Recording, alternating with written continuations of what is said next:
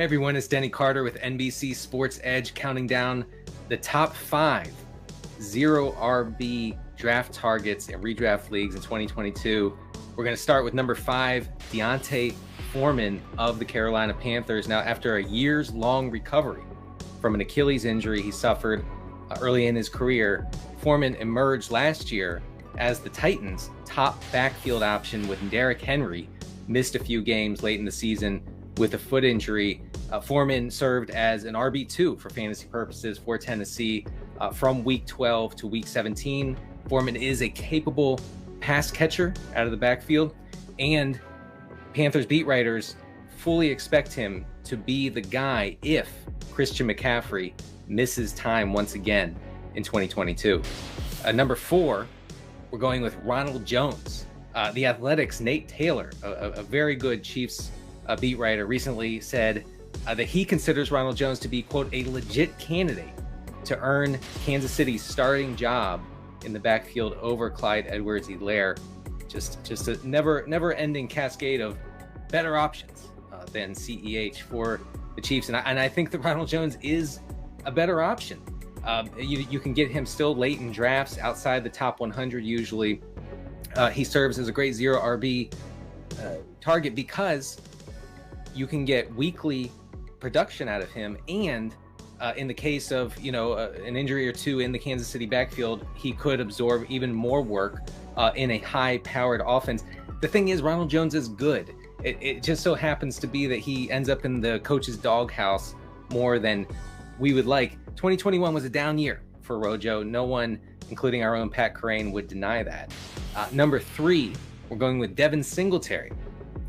Everybody's forgotten about Devin Singletary because the Bills expended significant draft capital on a running back in James Cook this season, I should say in the draft. Singletary emerged as the top option in the Buffalo backfield last year and was a top 6 fantasy back over the season's final 7 weeks. A significant sample size. I think it shows that he can be the every down back. I think he has been productive. He's familiar with the system.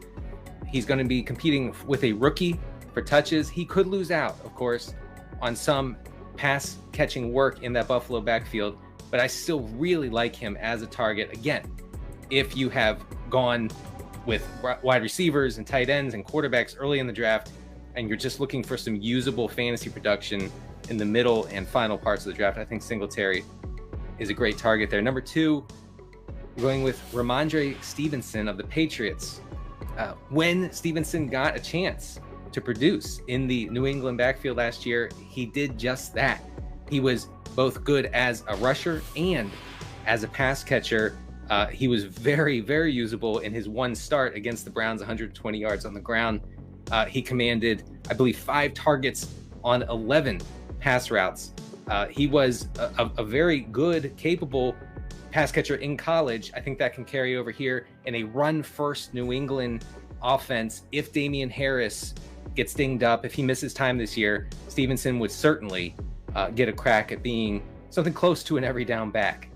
I would like that very much. Number 1, no shock here, Tony Pollard. Pollard is a big play running back. He posted last year the league's 9th highest breakaway rate per Pro Football Focus. He's also a fantastic and efficient pass catcher. In 2021, Pollard was 3rd in yards per route run. I could list another 4 or 5 stats to show that Tony Pollard is just playing good. If by some miracle Ezekiel Elliott is phased out of the Dallas offense in some way, I think Pollard makes for the perfect zero RB option, because again, you can use him on an every week basis, hopefully, and he has stratospheric upside should Zeke miss time this season. That wraps it up for the top 5 zero RB targets in redraft leagues.